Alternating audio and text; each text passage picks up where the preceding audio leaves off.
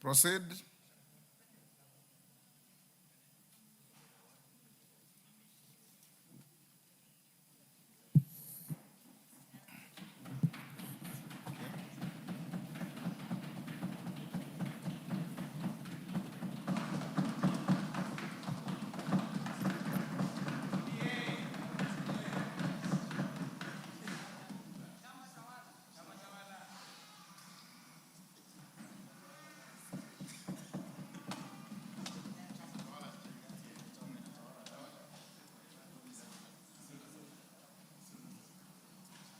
Honorable Speaker, I present to you Honorable Tupi Mohammed Tupi, MP-elect for Isiolo South constituency. Are you Muslim or Christian? I am a Muslim. Muslim. Take this in your right hand, raise it, and recite that oath. I, Tubi Mohammed Tubi, having been elected a member of the National Assembly, do swear in the name of the Almighty God that I will bear true faith and allegiance to the people and the Republic of Kenya, that I will obey, respect, uphold, preserve, protect, and defend this Constitution of the Republic of Kenya, and that I will faithfully and conscientiously discharge the duties of a member of Parliament. So help me God.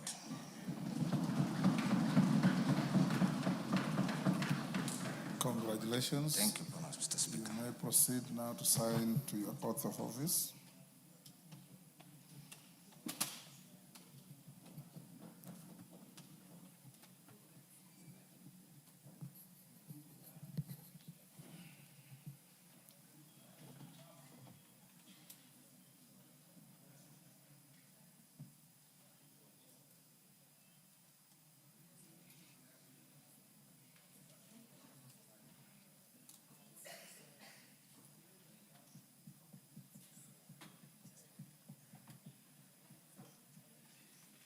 Keep the walkway free for the new member, Madenge.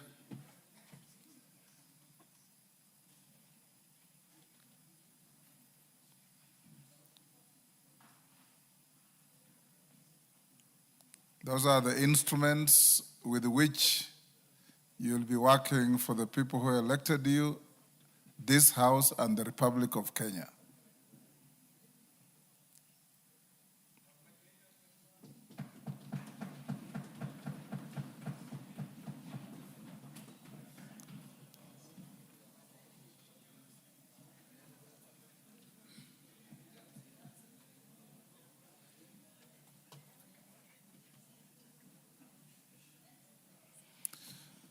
Thank you, and congratulations once again, Honorable Tubi.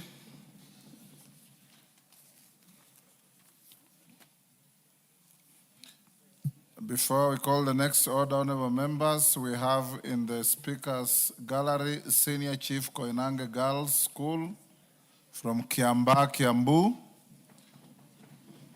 And in the public gallery, we have Garden Estate Senior Girls School from Roysambu, Nairobi, and Gilgil Town Senior School from Gilgil, Nakuru. On my behalf and on behalf of the House, we welcome the students, their teachers, and those accompanying them to the House of Parliament. Next order. Order number 2, communication from the chair.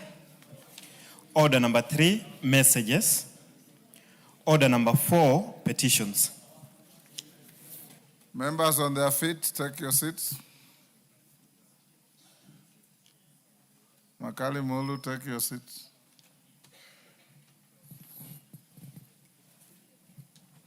Honorable members have a petition to convey regarding management of hemophilia and other bleeding disorders among patients and children in the country. Honorable members, Article 119 of the Constitution accords any person the right to petition Parliament to consider any matter within its authority. Further, Standing Order 2252B requires the Speaker to report to the House any petition other than those presented by a member. In this regard, honorable members, I wish to report to the House that my office has received a petition from one James Cargo, of identification card number 233-94, Treasurer for the Hemophilia Association, that deals with the management of hemophilia and other bleeding disorders among patients and children in the country. The petitioner states that the right to health is a fundamental human right guaranteed under Article 43(1)(a) of the Constitution of Kenya 2010, which provides that every person, including children, has the right to the highest attainable standard of health, which includes the right to health care services. Honorable members, the petitioner is concerned that children and adults living with hemophilia experience frequent, unpredictable, and sometimes life-threatening bleeding episodes, which significantly diminish their quality of life and may result in disabling joint disease, chronic pain, missed school or work, and reduced life expectancy. Honorable members, the petition explains that the treatment and management of hemophilia, especially for children who require preventive therapy, prophylaxis, are extremely costly, specialized, and time-consuming, leading to severe physical, financial, emotional, psychological strain on families and caregivers. The petition avers that hemophilia affects approximately 1 in every 10,000 individuals, and of an estimated 4,500 patients in Kenya, including a substantial number of children, and only 1,265, equivalent to 23%, have been identified, demonstrating an urgent need for continuous nationwide screening, early detection, and child-focused outreach. The petitioner further explains that the existing data on hemophilia and bleeding disorders, and in particular among children, is fragmented, uncoordinated, and incomplete, necessitating the establishment of a national patient registry that captures accurate demographic, diagnostic, and treatment information to support planning and service delivery. Honorable members, the petitioner states that donations of clotting factor concentrates currently received are inconsistent and insufficient, providing only 30% of the required factor levels for the 1,265 diagnosed patients and children, at times forcing families to rely on blood-derived products that require hospital admission and carry risks of complications.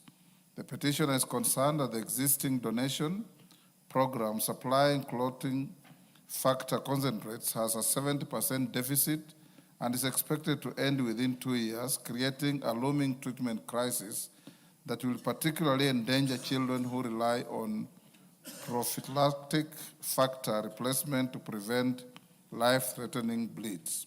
The petitioner further states that only a few fully operational hemophilia treatment centers exist across the country, insufficient for the needs of both adult and child patients nationwide. Therefore, there is a need for more centers in all referral hospitals equipped with diagnostic machines for coagulation, testing, and supportive services such as physiotherapy and child-focused care. The petitioner's efforts to adequately address the plight of hemophilia patients and children living with bleeding disorders in the country have not yielded meaningful or sustainable progress. Honorable members, the petitioner therefore prays that the National Assembly inquires into this matter and, 1, recommend for the formal recognition of clotting factor concentrates as essential medicine for the treatment of hemophilia in both adults and children, and ensuring sustainable availability within the Kenyan markets. 2, recommend to the Minister of Health to establish additional hemophilia treatment centers nationwide, enhancement of diagnostic capacity, improved training and healthcare workers, including pediatric specialists, review of medical curricula to incorporate the management of hemophilia and bleeding disorders, and increased funding for awareness, particularly for early childhood screening. 3, recommend recognition of hemophilia as a disabling condition to enable registration of both adult and child patients with the National Council for Persons with disabilities, and support the inclusion of hemophilia under the Social Health Insurance Fund, SHIF. And 4, to make any other further recommendations it deems fit to address the plight of adult and child patients living with hemophilia and other bleeding disorders in Kenya. Honorable members, having established that the matter raised in the petition is well within the authority of this House, and further that the matters raised in this petition are not pending before any court of law, constitutional or legal body, I hereby commit the petition to the Public Petitions Committee, but I think I've changed my mind on this. This matter is too complicated for the Public Petitions Committee. I want to refer it to the committee of Dr. 𝐍𝐀𝐓𝐈𝐎𝐍𝐀, the Committee on Health. Dr. 𝐍𝐀𝐓𝐈𝐎𝐍𝐀 himself, having been a DMS, PS for Health, and a medic of long standing, I think would understand better and deal with this matter. The committee is required to consider the petition and report its findings to the House and to the petitioner in accordance with the Standing Order 2272. So Dr. 𝐍𝐀𝐓𝐈𝐎𝐍𝐀 and your committee, kazi kwenu. Yes. Yes, Karemba. It is not an assault on the integrity of your committee. I know for sure that you are not a medic, and I want to ease your burden by giving this petition to the committee that is well aligned to deal with a complicated medical situation raised here. Thank you, Honorable Speaker. Actually, I was rising in protest. I actually was imagining that you are trying to belittle my committee or the abilities of the chair and the members. Not by any means. You know I have got the highest regard for you. Thank you, Honorable Speaker. Maybe you can consider a joint sitting for us between the committee, my committee and theirs. I can consider a joint sitting to enable Dr. 𝐍𝐀𝐓𝐈𝐎𝐍𝐾 assist you know more about hemophilia. Thank you, Honorable Speaker. That is agreed. Okay. Yes, Dr. Bukose. Thank you, Honorable Speaker. Honorable Speaker, hemophilia is a very complex disease. It's not just a question of somebody bleeding. It's a hereditary disease that there is no clotting factors. And therefore, it doesn't mean that it can be treated even by blood transfusion. This is a disease that is treated by using what we call factor concentrates, which are not manufactured locally. They are actually imported into our country. And this petition, having been committed to Parliament, and what the petitioners are stating, Honorable Speaker, is that it is funded by donors. And the donor support is going to end in the next 2 years. That means our hemophiliacs in the country will be exposed. And therefore, I think as a committee and as a Parliament, we need to allocate money because this is only funded by donors. Therefore, we must allocate money so that we can be able to protect our hemophiliacs. Thank you, Honorable Speaker. As a medic, do you have any problem with the Committee on Health handling it? No, we will handle it appropriately, Honorable Speaker. And I'm aware that even the petitioners had come to the office of the majority leader and consulted with him. And the majority leader invited me for that meeting, and we listened to the hemophiliacs. So we will be able to handle it appropriately and give it the due response as it should be. And being the Committee on Health, we should be able to provide a budget for them. Thank you, Honorable Speaker. Rachel Nyamai. Thank you, Honorable Speaker, for giving me a chance to also make a comment on this important petition. It is very well researched by the petitioners. And I would like to say that the time when I was Chair of Health and the Honorable Dr. Bukose was my Vice Chair, this matter was brought, and it is time that this country, as a country, we take matters, these matters of funding our health very important, so that we are able to fund hemophilia, and also dengue, fever, and other diseases that are rare. It's called dengue fever. Dengue fever that are rare in the country. So, Honorable Speaker, I just wanted to say that I believe that the Honorable Dr. 𝐍𝐀𝐓𝐈𝐎𝐍𝐀 committee, your wisdom is perfect, that they are the best to deal with it, together with the members of Health Committee. And also appreciate that the Honorable Karemba has been doing a very good job. Recently, we have seen very many petition committee reports being tabled. I believe that it is not that he's not able to do it, but it is because the Honorable Dr. 𝐍𝐀𝐓𝐈𝐎𝐍𝐀 and his committee, with the expertise they have, they can work together and give this solution, the kind of report that, that we need. Thank you, Honorable Speaker. Majority Leader. Thank you, Honorable Speaker, and I also rise to support this petition by Mr. Kago. And let me say, Honorable Speaker, I did meet Mr. Kago and Christopher from the Hemophilia Society or Association of Kenya. And Honorable Speaker, this is one rare condition. And Dr. 𝐍𝐀𝐓𝐈𝐎𝐍𝐀, the chair of the Health Committee, and Dr. 𝐾𝐒𝐒, because I'm not a health expert, when these people came to see me, I did invite Honorable 𝐍𝐀𝐈𝐎𝐍𝐀 and Honorable 𝐾𝐒𝐒 to join me in that meeting. And when we listened to them, we were certain that there is actually a need, first, to recognize the clotting factor concentrates as essential medication in our country. Because as Dr. 𝐾𝐒𝐒 has said, they have over the years depended on donor funding. Yes. And you're aware of what has happened now with USAID and many other donor sources, and where it leaves people living with hemophilia. To Honorable Speaker, it's important to also establish centers for treatment of hemophilia across the country. And they will tell you, I think with the exception of Kenyatta National Hospital and Bagathi, very few other referral hospitals and what you call level 4, level 5 hospitals in the country have treatment centers for hemophilia. And many people, especially young children, die or lose their lives because first they were not properly diagnosed, or they don't have the clotting factor concentrates in the health centers that are near them. Therefore, it's important that we establish more centers to even be able to diagnose the condition and treat it in time. Lastly, Honorable Speaker,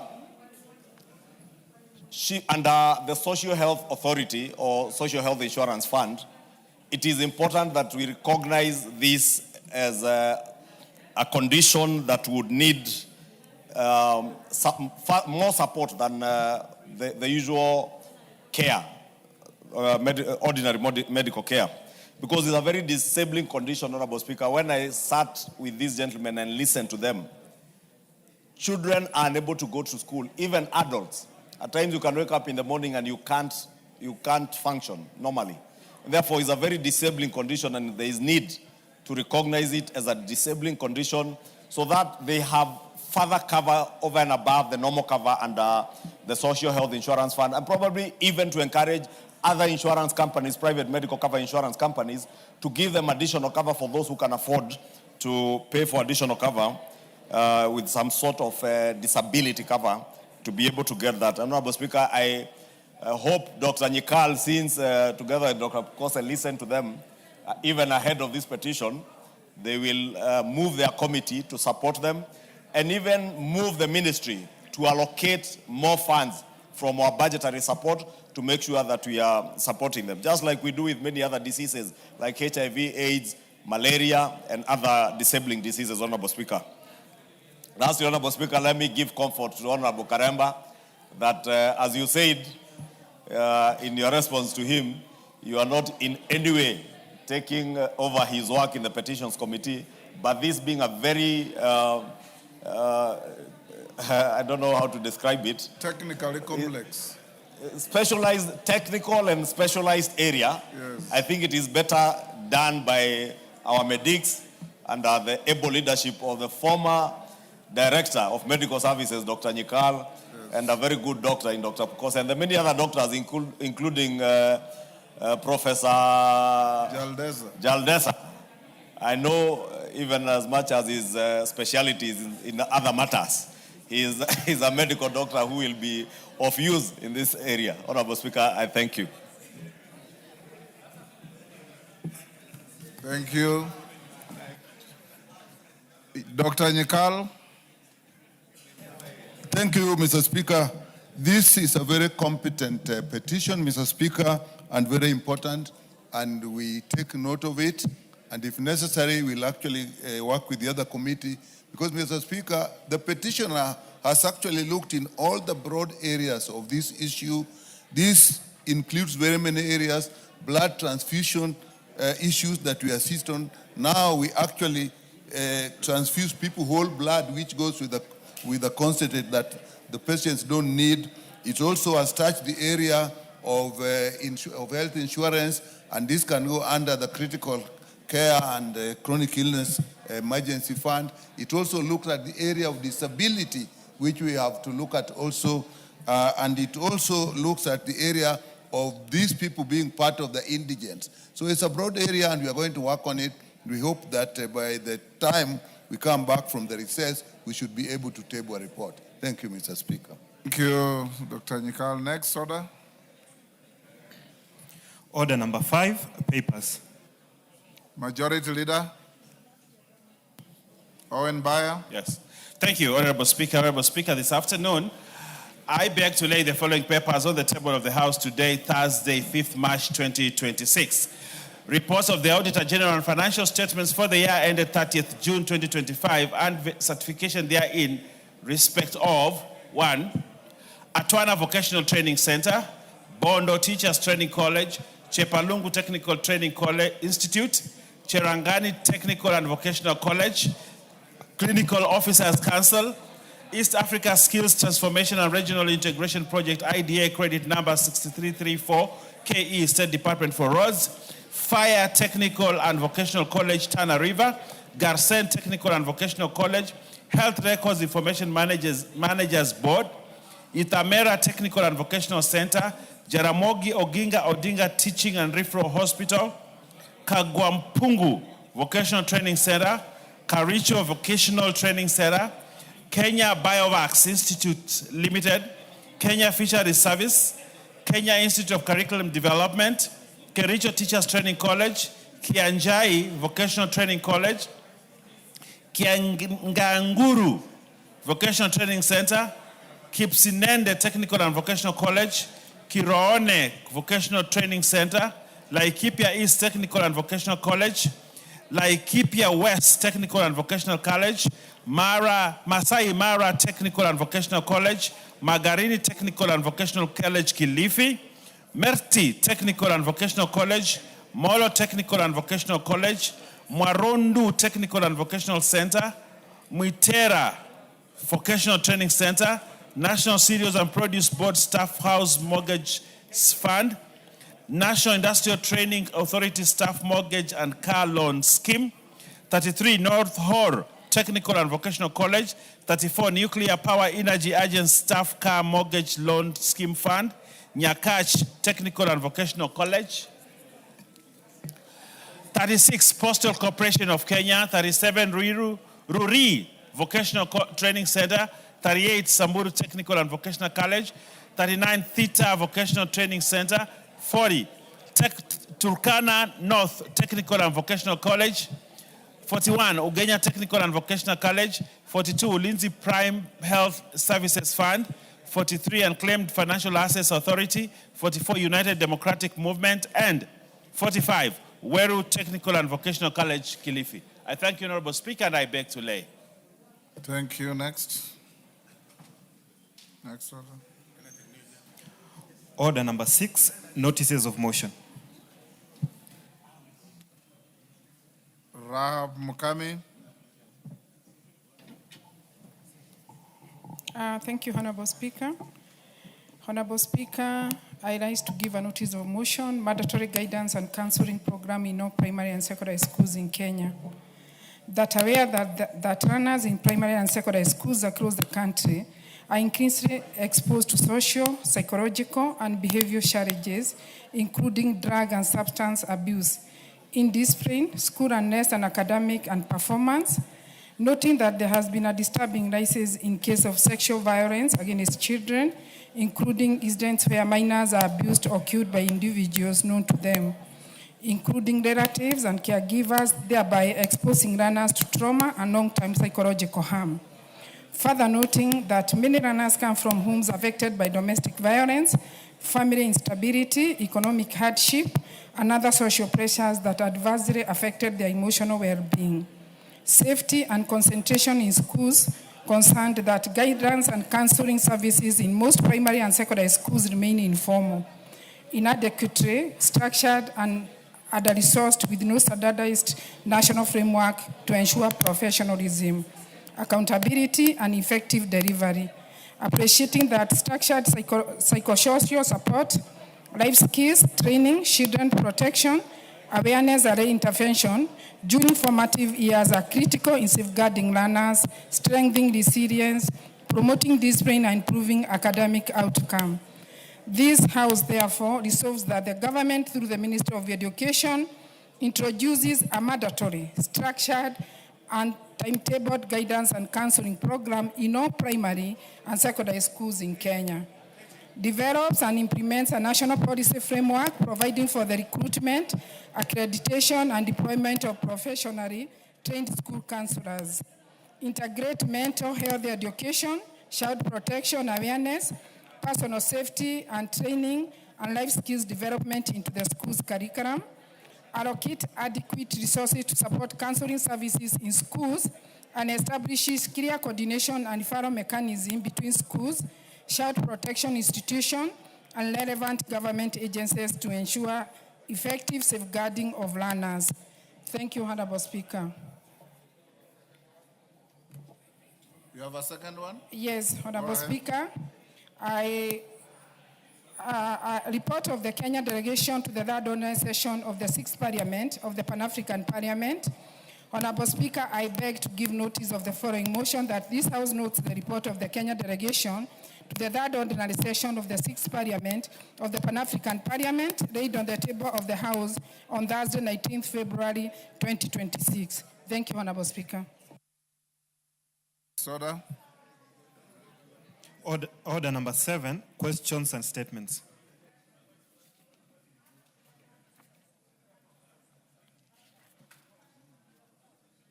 Mumina Bonaya.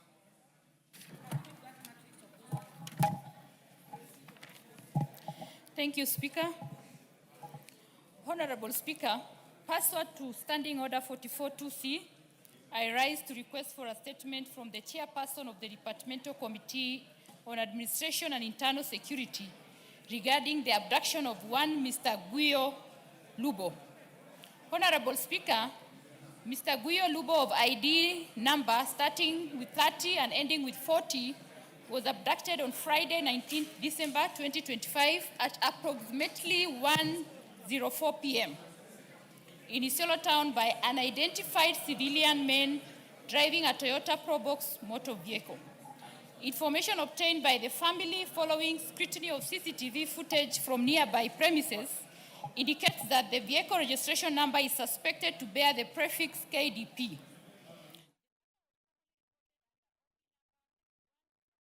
12/25 and is currently under investigation by the Director of Criminal Investigation Office in Isiolo. However, despite the passage of time since the report was lodged, the family has not received any official communication regarding the findings or progress of the investigations, nor any information concerning Mr. Lubo's whereabouts. Honorable Speaker, the immodest nature of this incident occurring in broad daylight raises profound concerns regarding public security, the enforcement of the rule of law, and the protection of citizens from enforced disappearance. Honorable Speaker, it is against this backdrop that I request for a statement from the Chairperson of the Departmental Committee on Administration and Internal Security on the following. 1.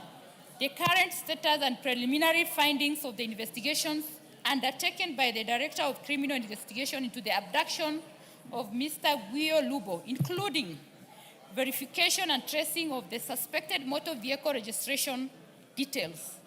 2. the measures being undertaken by security agencies to establish Mr. Lubo's whereabouts and secure his safe recovery. And 3, the interventions being implemented to strengthen response mechanism in cases of abductions and to ensure timely and transparent communication with affected families. I thank you, Honorable Speaker. Thank you. Tongoyo, that statement is to your committee. Speaker, and When we can can you do bring a response? we can do the first Thursday on reception from recess. Pardon? The first Thursday Okay, on return from recess. thank you. Abdul Haro. Abdul Haro. What? Sorry? What? Sorry, Honorable Speaker, I'm not... You look bewildered. You are on the order paper Can I have the... to seek a statement Let me... on energy.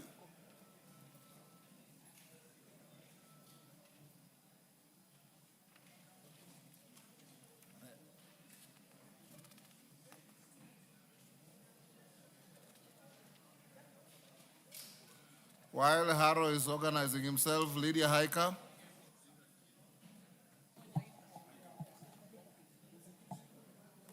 Honorable Speaker, pursuant to the provision of Standing Order 44-2C, I rise to request a statement from Chairperson of the Department Committee of Social Protection regarding the delayed registration of persons under Inua Jamii Older Persons Cash Transfer Program. Honorable Speaker, in 2007, the government rolled out an Older Person Cash Transfer OPTC program to provide regular and predictable cash transfer to older persons aged 70 years and above, who are not in receipt of civil servant pension. The objective of the program is to cushion older persons against poverty and to ensure their welfare. However, there has been delay in timely registration of older persons under the OPCT program, which has led to many of them not being eligible to receive the cash transfers despite attaining the required age. By a resolution passed on Wednesday, 8 March 2023, this House approved a motion sponsored by a member for Kilome, Honorable Engineer Zambia, MP, resolving that the Ministry of Labor and Social Protection to undertake continuous and timely registration of elderly persons under the OPCT program. Despite this, many older persons across the country continue to experience undue delays in registration.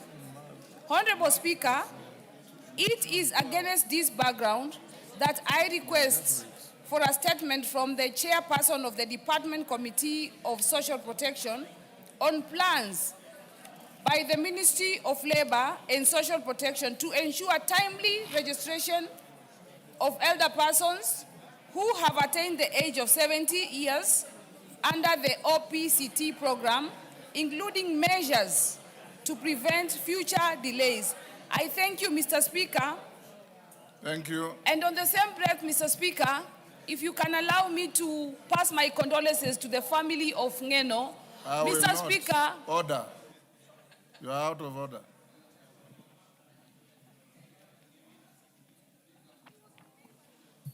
Haika, I gave this House 1.5 hours to pay tribute to Ngeno. I led a team from this House to his residence. We were in church yesterday, and I saw you singing in church. So why do you want to take shortcuts here? Chair, Social Protection. Who is the chair of the committee? Is it Alice Nganga? Any member of the committee?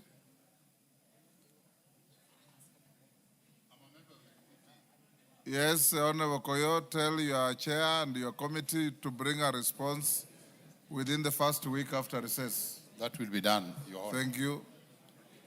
Abdul Haro, are you now better organized?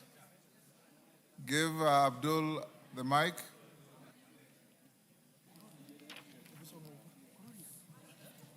Thank you, Honorable Speaker. I stand to request for a statement regarding the status of electricity connectivity in Kutulo Sub-County, Mandera County. Honorable Speaker, pursuant to the provisions of Standing Order 44-2C, I rise to request for a statement from the chairperson of the Departmental Committee on Energy regarding the status of electricity connectivity in Kutulo Sub-County in Mandera County. Honorable Speaker, Kutulo Sub-County, home to Kutulo Town, has been experiencing rapid growth in recent years. The area now hosts essential public infrastructure, including schools, a level 4 hospital, sub-county administrative offices, as well as national security and government institutions. According to the 2019 Kenya Population and Housing Census, Kutulo Sub-County has a population of 72,394, spanning an area of 2,508 square kilometers, with 9,342 conventional households and 104 group quarters. Despite this, less than 5% of households in the sub-county are connected to electricity, slowing down economic activities.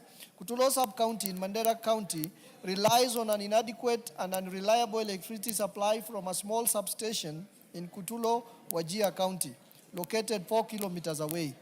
This substation also serves other distant towns like Korofarar, which is 30 kilometers away, and Karsa, which is 40 kilometers away in Wajir, resulting in frequent blackouts in Kutulo within Mandera. The erratic power supply has disrupted critical services, including healthcare, education, and security, while also stifling economic activities. Major centers like Bojigarse, Kutayu, Lehele, and Harwale remain unconnected despite electricity lines having been commissioned and tested in the last 3 years. Honorable Speaker, it is against this background that I request for a statement from the chairperson of the Departmental Committee on Energy on the following. A, measures being taken by the Ministry of Energy and Kenya Power Company to address the unreliable electricity supply in Kutulo Sub-County in Mandera County. B, plans being put in place to construct a dedicated power substation within Mandera County to serve Kutulo and surrounding areas, including Garse Sala and the Basiti. C, steps being taken to fast-track connection of commissioned lines in Bojigarse, Kutayu, Lehele, and Arwale, using targeted subsidies to lower costs for low-income households. And D, long-term strategy by the government to ensure equitable power connectivity in marginalized and rapidly developing regions such as Kutulo Sub-County in Mandera County. I thank you, Honorable Speaker. Thank you, Honorable Haro. Chair, Energy. Thank you, Honorable Speaker. 𝐍𝐀𝐓𝐈𝐎𝐍𝐿 is in the House. Yes, Honorable Speaker, thank you very much. I think Where are you? I can't see you. I'm here, Honorable Speaker. At Here Karuri's, is where? At Karuri's place. Oh, Sorry, Honorable Speaker. because you normally sit where Yeah, where Karani is sitting. DM has taken. Thank you, Honorable Speaker. When can you bring a response? In 2 weeks' time, Honorable 2 Speaker. weeks. Thank you. Thank you. Next order. Sorry, Majority Leader. Majority Leader, your Thursday statement.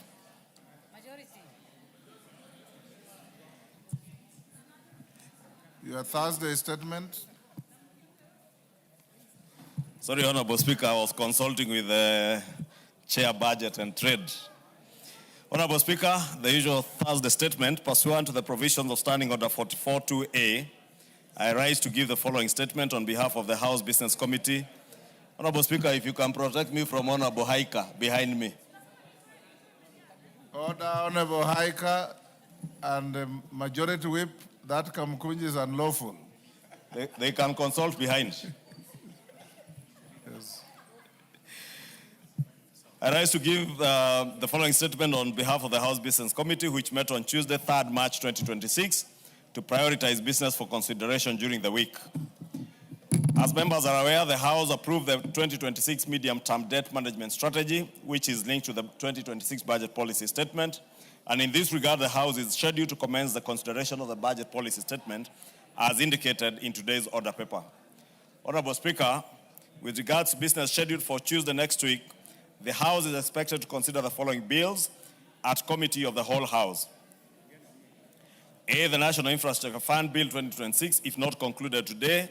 Thursday, 5th March 2026, and 2, the T Amendment Bill, Senate Bill number 1 of 2023, and C, the Miscellaneous Fees and Levies Bill, Amendment Bill of 2026. Additionally, Honorable Speaker, the House will continue with the consideration of the 2026 Budget Policy Statement and also undertake debate on the following motions, some of which are listed in today's order paper. 1 is report on the audited accounts for the Judiciary Mortgage Scheme Fund for the financial year 2011-2012 to 2021-2022. 2 is consideration of sessional paper number 6 of 2024 on the National Aviation Policy. 3, report on the audited accounts for the Commodities Fund for the financial years 2018-2019 to 2021-2022. 4, ukaguzi kwa asasi zisizo huru kikamilifu za Jumuiya ya Afrika Mashariki na ushoroba wa kati katika Jamhuri ya Muungano wa Tanzania. 5, report to the Kenya delegation to the 147th Assembly of the Interparliamentary Union IPU and related meetings. 6, report of the Kenya delegation to the 148th Assembly of IPU and related meetings. 7, consideration of a petition regarding delay in resettlement of squatters in 𝐋𝐈𝐕𝐄 village in Nandi County.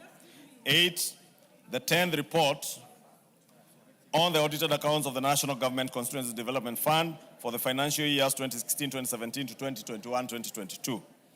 9 is the 5th report on the audited accounts of various state corporations, Western Region, for the financial years 2018-2019 to 2020-2021. 10 is the 11th report on the audited accounts of the National Government Constituency Development Fund for the financial years 2016-2017 to 2021-2022, and 7th report on the audited accounts of various state corporations for the financial years 2018-2019 to 2020-2021. Honorable Speaker, most of the business prioritized for consideration next week, and indeed during today's sitting, is sponsored by committees.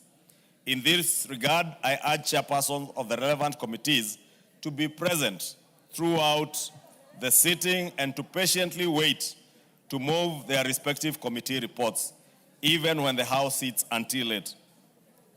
Honorable Speaker, if I can repeat that for the benefit of the member for Njoro, the Honorable Charity Kadhambi, and the member for Aldai, who is the vice chair of a committee. Last night, we had to skip 6 orders on the order paper. Because the chairman were not Because the chair of the Special Funds Accounts Committee was not in the House. And I think, Honorable Speaker, it's only fair that I name them so that they know. Yes. There was a chair of the Special Funds Accounts Committee who had 3 orders.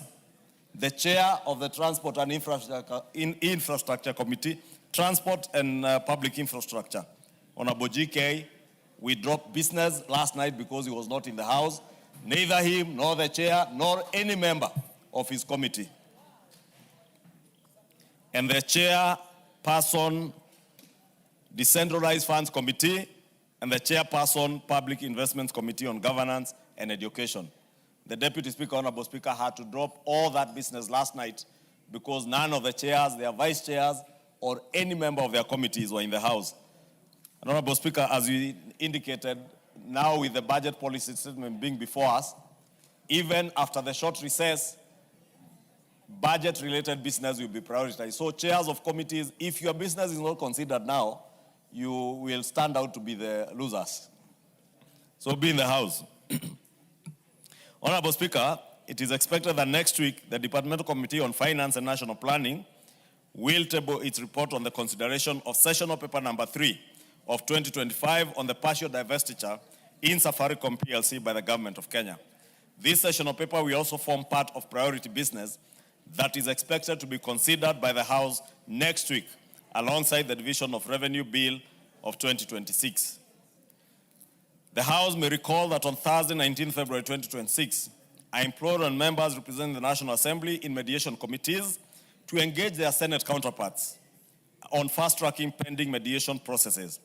Specifically, I urge the Mediation Committee on the National Disaster Risk Management Bill of 2023 and the Food and Feed Safety Control Coordination Bill of 2023 to expedite the mediation process. and that I think has bearing on the chair of the Regional Development Committee, Honorable 𝐋𝐈𝐕𝐄, and Honorable the chair of the Agriculture Committee, Honorable Dr. Mutunga. These are 2023 bills that are still pending in mediation because those mediation committees are yet to sit. Just as a reminder, the National Disaster Management Bill of 2023 is critical to providing the government with a legal framework for effective coordination of disaster management activities in the country.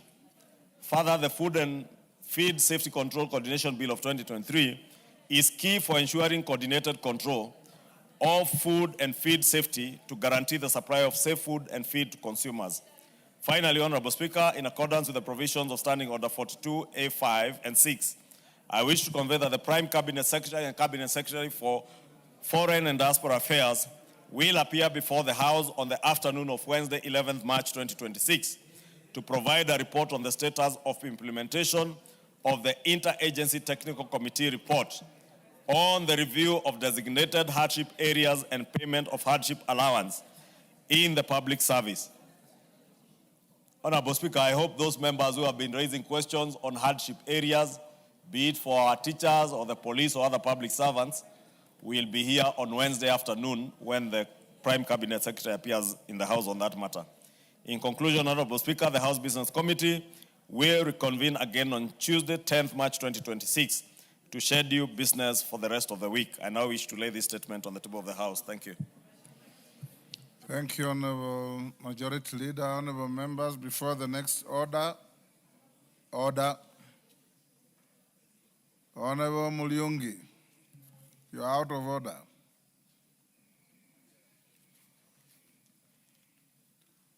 In the Speaker's Gallery, honorable members, we have Machakos Girls High School from Machakos Town, Machakos County.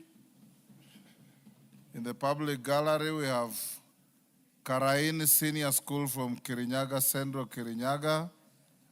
Kangaru School from Manyata, Embu. Muguna Aana Education Center from Tharakanithi. Gitugi Primary School from Mathioya, Murang'a County. On my behalf and on behalf of the House, we welcome the students, their teachers, and those accompanying them to the House of Parliament. Thank you. Next order. Order number 8, the Miscellaneous Fees and Levies Amendment Bill, National Assembly Bill number 57 of 2025, second reading, question to be put. Honorable members on their feet, take your seats.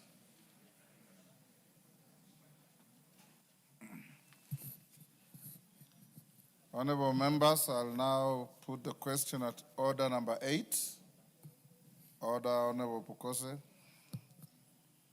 I'll now put the question at order number 8, which is that the Miscellaneous Fees and Levies Amendment Bill, National Assembly Bill number 57 of 2025 be now read a second time.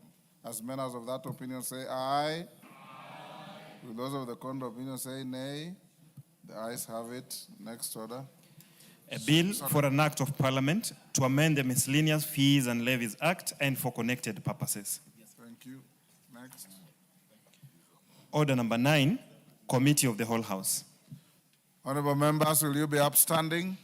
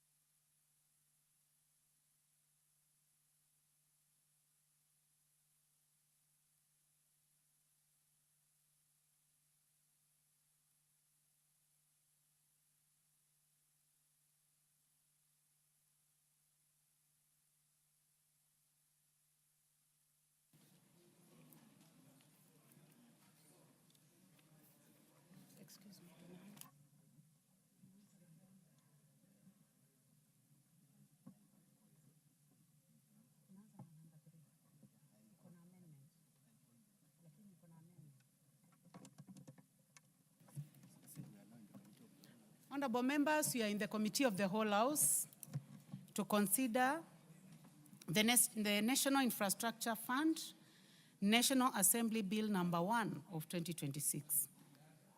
Honorable members, those who wish to participate in this bill, please, you may take your seats. Clause 3. I propose the question that clause 3 be part of the bill. Mover, please move amendment.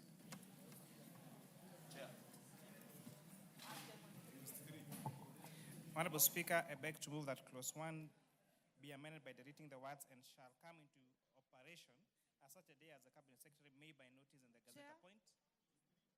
Chair, we are on clause 3. Okay, thank you, Honorable Chair. Honorable Speaker, I beg to move that clause 6 be amended as per the order paper. This clause 3 be amended by inserting the words "in accordance with Article 206 of the Constitution and Section 24 of the Public Finance Management Act," immediately of the words "fund." This amendment, Chair, is seeking to bring clarity to the nature of the fund being established under Constitution and statutory basis. So, Honorable Speaker, this particular amendment intends to align this particular fund with Article 206 of our Constitution and with Section 24 of the Public Finance Management Act. I beg to move, Honorable Chair. I propose the question that clause 3 be amended as proposed by the chair. I do not see any interest. I now put the question that clause 3 be amended as proposed by the chair. Will as many as have that opinion say aye? Will as many as have a contrary opinion say nay? The ayes have it. I now put the question that clause 3 as amended be part of the bill. Will as many as have that opinion say aye? Will as many as have a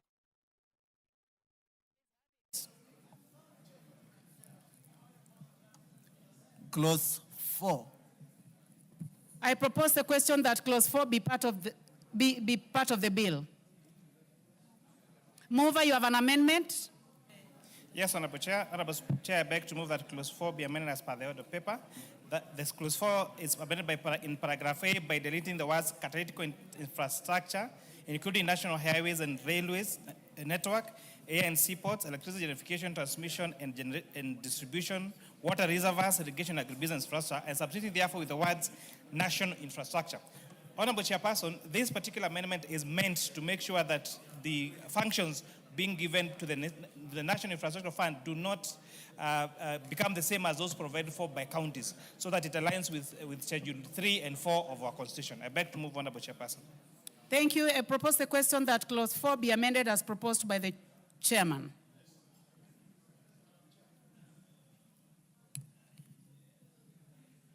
Honorable Makali Mulu.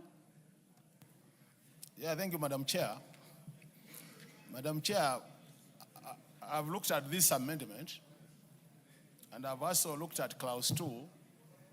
I think it would be important, Honorable Chair, when you use a term like catalytic, that such a terms are defined for purposes of clarity. So when I look at clause 2, Honorable Speaker, although we are not there, I don't see any attempt to define that terminology. Please go. We are on clause 4. That's what I'm saying. Generally, we have been here for long enough, Honorable Chair. We know divination of terms is always under 2. So even before you get there, I'm imagining this, because this word was not in the original bill. This is an amendment. How I wish the chair could tell us, because this word can easily be misinterpreted, Honorable Chair. I submit. Though if the chair can promise us that you, at some point when you go to 2, you can bring an amendment to that, to define the word he has used. That would be okay, Honorable Chair. Chair, do you want to comment on that before I put the question? So, Honorable Chair, I see where the Honorable Dr. Makawi is coming from, and there is no harm when you come to clause number 2 later to seek how else we can properly define this particular term so that there is no ambiguity in law. Honorable members, I now put the question that clause 4 be amended as proposed by the chair. Will as many as have that opinion say aye? Will as many as have a contrary opinion say nay? The ayes have it. I now put the question that clause 4 as amended be part of the bill. Will as many as have that opinion say aye? Will as many as have a contrary opinion say nay? The ayes have it. Clause 5. I propose the question that clause 5 be part of the bill. Chair? So, Honorable Chair, I beg to move that clause number 5 be amended as per the order paper by deleting subsection 2, in the amendment that clause 5 be amended subsection 2 by deleting paragraph C. Honorable Chairperson, this particular amendment seeks to align gaps in the management of the fund to align to the Article 206 of the Constitution and to and to align with also the Public Finance Management Act, Cap 412A. I propose the question that clause 5 be amended as proposed by the chairman.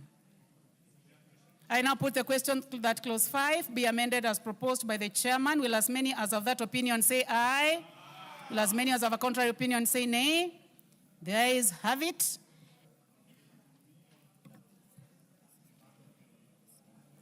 I see that the Honorable Robert Mbui had an amendment on the same, and now that the chair's amendment has gone through, it means that the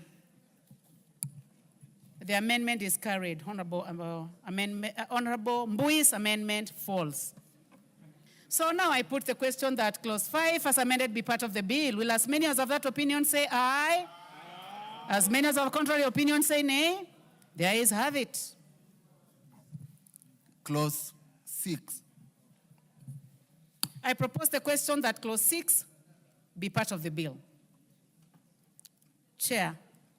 So, Honorable Chair, I beg to move that clause 6 be amended as per the order paper. Honorable Chairperson, this is the clause that is providing for the board directors, where we are making amendments to make sure that the clause adheres to good functions of corporate governance, to adhere to mwongozo guidelines, and also to make sure that although we create those particular mwongozo guidelines and corporate governance issues, that they again not so bottlenecked that they will affect the operation of the fund, and also to make sure that there are still enough safeguards so that we ensure that there is adherence to our constitution.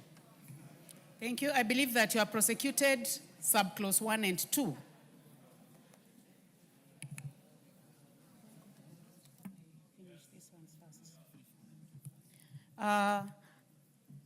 I propose the question that clause 6 be amended as proposed by the chair. I now put the question that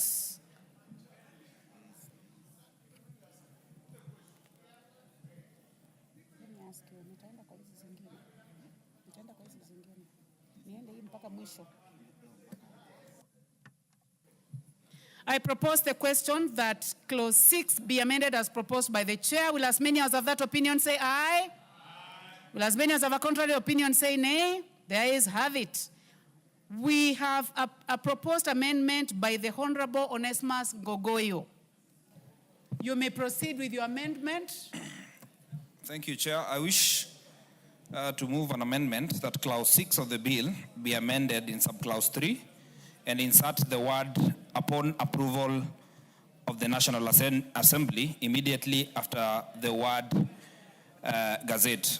Madam Speaker, the thinking behind this is that this is a very sensitive board and needs the nod of this National Assembly, and therefore I move this amendment so that the nominees or whoever would be appointed would be subject to this National Assembly. This, Madam Speaker, is just the correct position.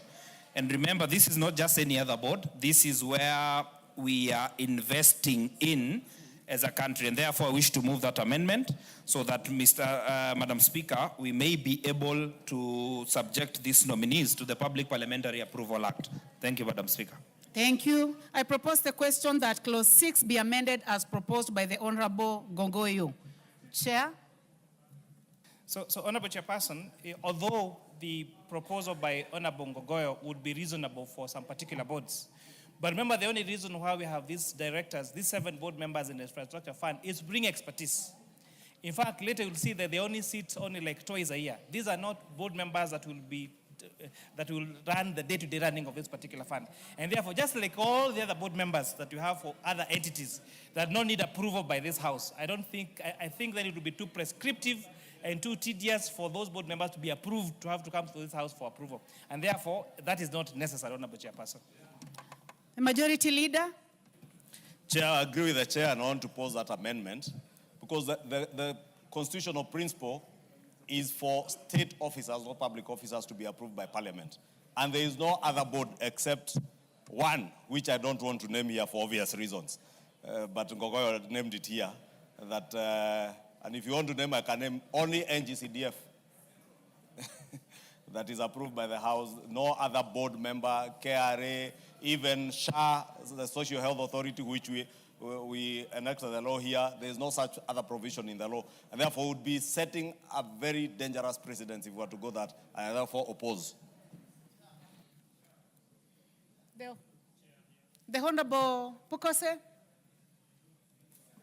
Chair, I stand to oppose because I don't think many of the boards have not been approved by this House. And this is not state officers, neither are they public service, state officers. Therefore, I don't think it's necessary that the House approves them because they are not on any salary. They are only on allowances. And therefore, I don't think it will be necessary for us to approve. Professor Oundo. The Honorable Member for Kathiani. Chair, I want to support Honorable Onesmus Ngogoyo's proposal because, I mean, if you look at the fund that we are coming up with, this is a fund that will have so much money, I mean, and investing in the whole country. And the amount of money itself will even go beyond our national budget. So I think Parliament must have a say in exactly what goes on there. So I believe that it makes a lot of sense for us to be, I don't know why members will be refusing to take a responsibility of controlling resources. So I want to support that we make sure that there is a point of order. Order, Honorable Member for Kathiani. There is a point of order by the Honorable Member for Entebbe. Dr. Pukose.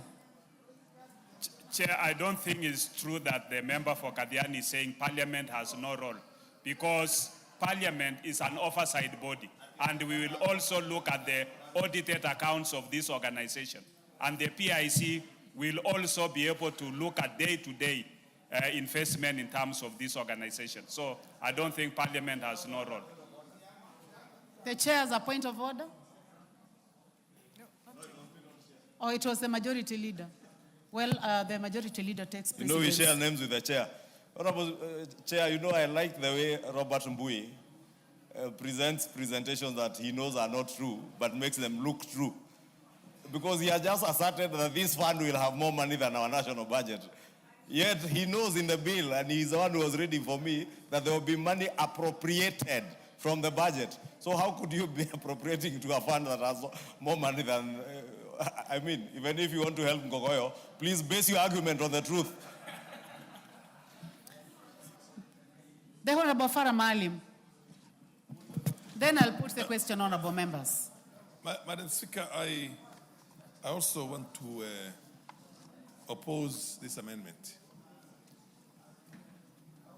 The primary function of an executive in a democracy like ours, which has got the three arms of the government, is for them to decide on their priorities in terms of development.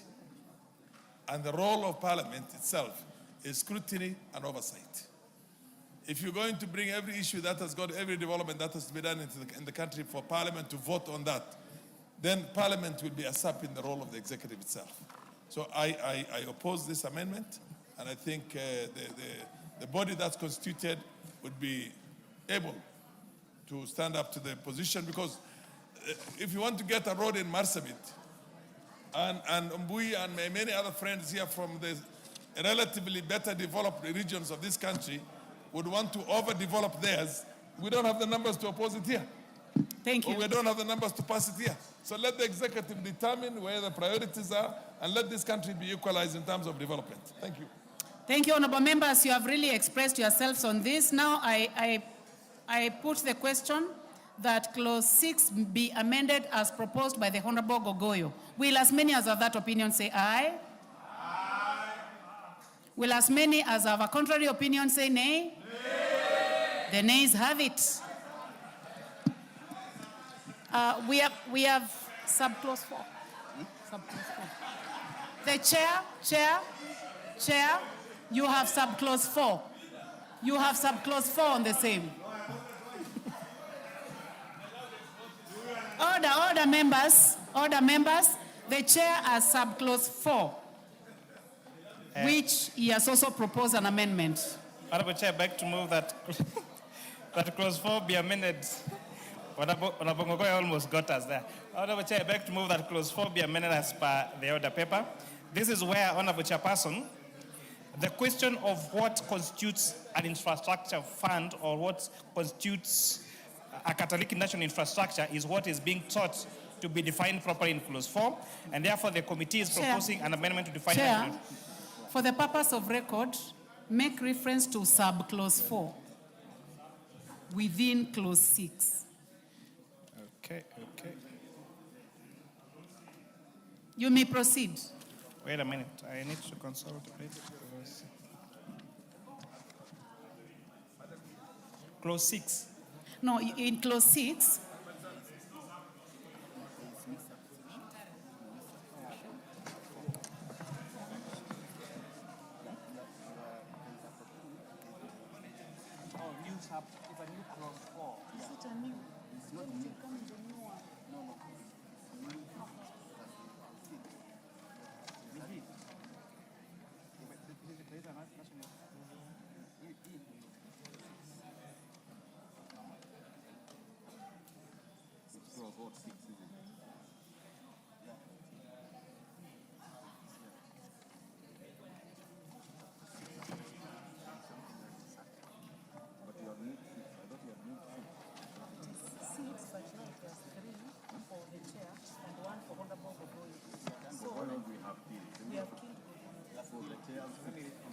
the chair is remaining just 1. We did 1 and 2.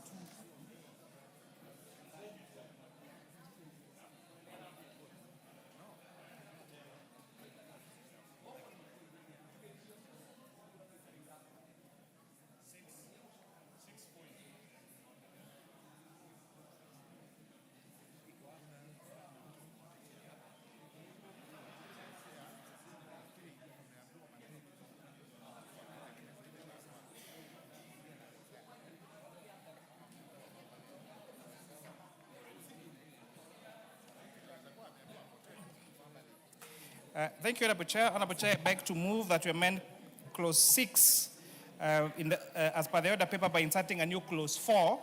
Honorable Chairperson, this is where we're inserting the following words, that the members of the board shall appoint a chairperson amongst the members appointed under subsection 1A. So, Honorable Chairperson, we have said that among the board of directors that will man this fund will be 4 independent directors. So this particular new amendment is to provide for the chairperson shall be elected among the independent directors. This is to make sure that the chairperson of this board which shall be an independent director, to make sure that they're impartial in terms of the decisions they made on behalf of this very critical fund. I beg to move, Honorable Chairperson. Thank you. I propose the question that clause 6 be amended as proposed by the chair. Yes, Majority Leader. Chair, let me support that particular amendment because it is also in line with what we already did in the Government-Owned Enterprises Act to make sure that there's proper corporate governance in all these companies that are owned by government, and including a fund like this to dispel the fear of those who had fear that Treasury will have an overbearing control of this fund's board. The board will now elect their own chair, not unlike before where they would be nominated by the Cabinet Secretary and appointed by the Cabinet Secretary, and I support. Thank you. Honorable Makali Mulu. You have no issue. The Honorable Professor Oundo.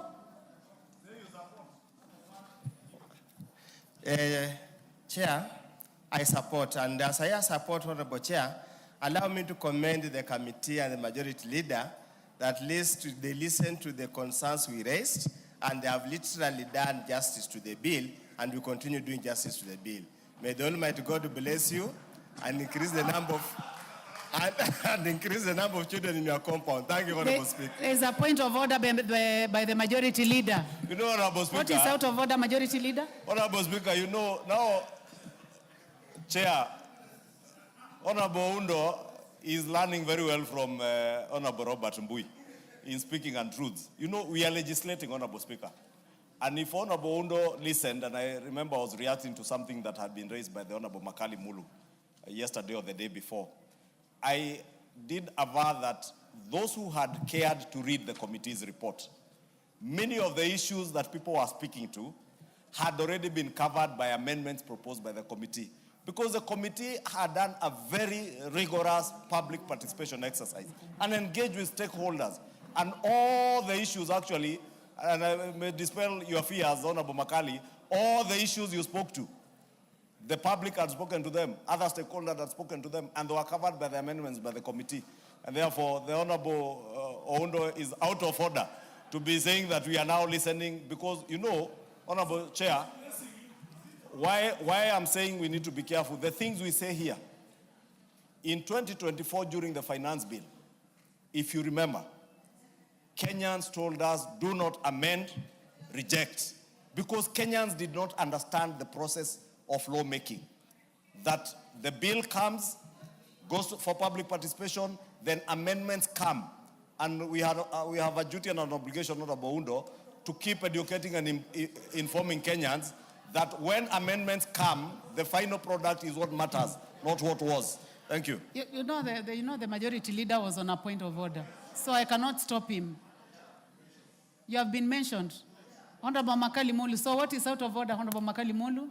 You know, Honorable members, I would like us to make progress on the bill. Honorable Chair, we actually want to make progress. And that's why I was saying, Honorable Chair, if anybody listened to us yesterday as we were debating, we did say the best thing which would have been done to this bill was redrafting. And that's why I'm thanking the majority leader, because if you look at the main amendments they have done, they have moved to that direction. And what we are doing is we are trying to help you make the bill better. Anytime we say we want to contribute, these amendments confirm that you have listened to us. There are so many to our bill.